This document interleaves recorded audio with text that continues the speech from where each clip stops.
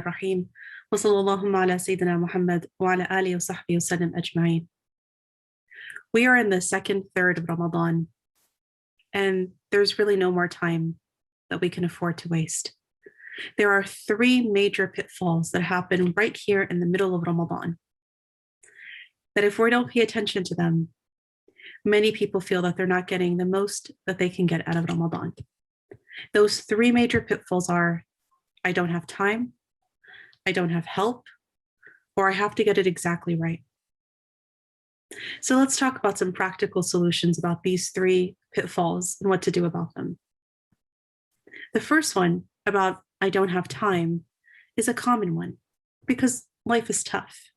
And the reality is every single one of us has some combination of difficulties in our life, whether it be that we're working multiple jobs to feed our family, or we're a student that's taking 20 some credits to try to graduate, or we're homeschooling children because of distance learning, or taking care of elderly parents, or having young children that, take care of.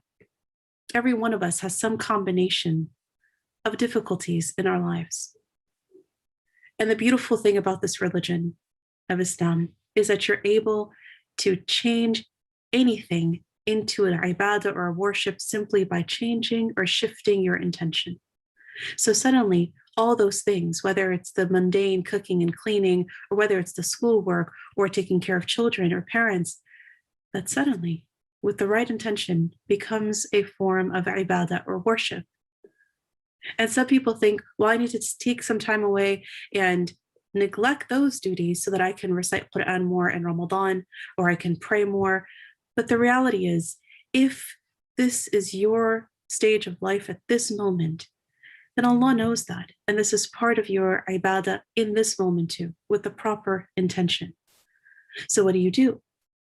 You try your very best to turn everything you're doing, first of all, to be an intention for worship, but also that you turn it around creatively and actually add worship to it. What do I mean? While you're cooking, you can do dhikr of Allah subhanahu wa ta'ala.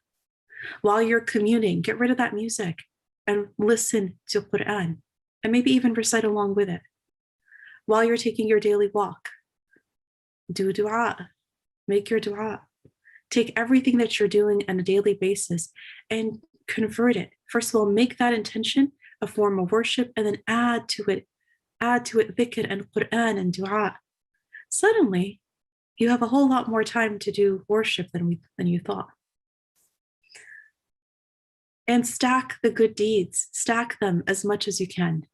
You're sweeping? Great. Recite Quran along with it. Do you see what I'm saying? And then every so often, make sure that in a day, you actually dedicate some time for ibadah, and solely for ibadah, with nothing else happening. Find the quiet moment. Is it an early morning for you? Is it a late night? Is it the middle of the day? Where is that moment in the day or night that you can actually dedicate and say, this is solely for worship? And there, maybe you add more prayers or you add more Quran. And every other moment of your chaotic day, you're adding other worship upon worship. And then one more piece of advice here. With the last 10 days of Ramadan coming up, it's really important that we actually start to block off our schedule to make more time. If it means taking a couple of your vacation days, I knew people who would actually take vacation days in the last 10 days of Ramadan, particularly when the mosques were still open, to do the i'tikaf in the mosque. And even if they weren't able to go to the mosque and just be at home, they were having a staycation at home and doing more ibadah and more recitation of Quran and more prayers, because while you have a fully active work schedule, it may be hard to do so. So you kind of plan ahead and take it off some days. All right, number two for the pitfalls are, I don't have enough help. This is where we also need to be creative. Maybe enlist the help of a friend or family member to help you with meal swapping in Ramadan. I'll cook for you this day, you cook for me that day, right? Maybe it's a matter of enlisting help in terms of babysitting to be able to go to the mosque to pray. Or maybe it's taking turns with your spouse or with your friend or with your sister-in-law, sister, right? And say, I'll watch the kids one day while you put them to sleep and go the next day, right? And you swap who goes when. It's about being creative. It's about making this a priority. And please do not spend all that time on cooking. I'm a big fan in Ramadan of very simple meals because the whole point of Ramadan is to make sure that we empathize with those who have less than us. So it's not just in quantity of what we eat, which is being reduced by fasting, but it's also the quality of what we eat. Because you may eat less in the day because of fasting, but if everything you're eating is very luxurious, then did you really feel Ramadan? So simple meals, semi-homemade meals, right? Where you get some milk. This is not the time for great grandmother's recipe that takes 5 hours to make. Keep that for Eid, inshallah. And for some people, the help is actually because they feel that no matter what they do, they're just not able to really get through the day. Maybe there's a lot of stress that they have, or maybe it's a lot of anxiety that's not very well controlled.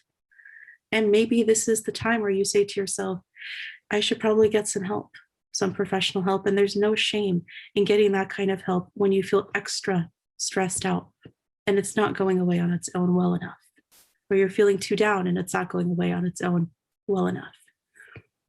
Pitfall number 3 are those who say, I have to get it exactly right. There's no right way to do Ramadan. There's no right way to read the Quran. It's there for you to read from any page. Most people want to read from cover to cover, and that's amazing and beautiful. But if you can't make it from cover to cover and you open up and want to read a portion or a certain section or a certain page and skip back to another page, you can read the Quran from any area. It's really important to know that we have to push aside any of those nagging thoughts, that critical voice in our heads that says, you're not good enough. You don't do it well enough.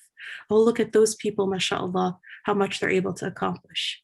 We have to get rid of all or nothing thinking. Don't give up.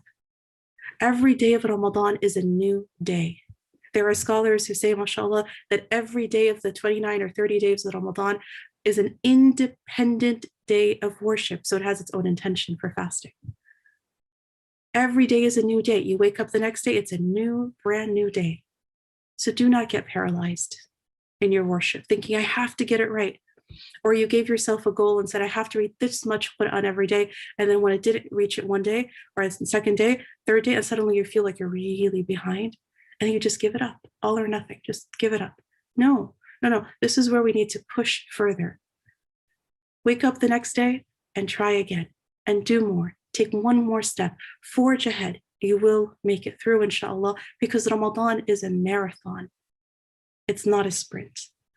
And you have to pace yourself, because when we get to the last 10, those are the days where our teachers would say are the most hectic days of the year. We need to be exhausted in those days, mashallah, because of how much we're exerting.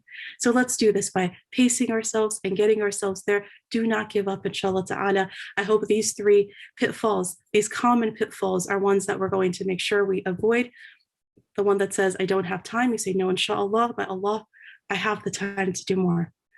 I don't have help. No, inshallah, with Allah's help, I do have the help to get through this. And I have to get it exactly right. No, you don't, mashallah. And may Allah subhanahu wa ta'ala bless me and you and bless this Ramadan, for this month of Ramadan, and allow us to really reap its full benefit. Allahumma ameen. Barakallahu feekum. This is your sister, Dr. Rania Awaad, signing off. Assalamu alaikum wa rahmatullahi wa barakatuh.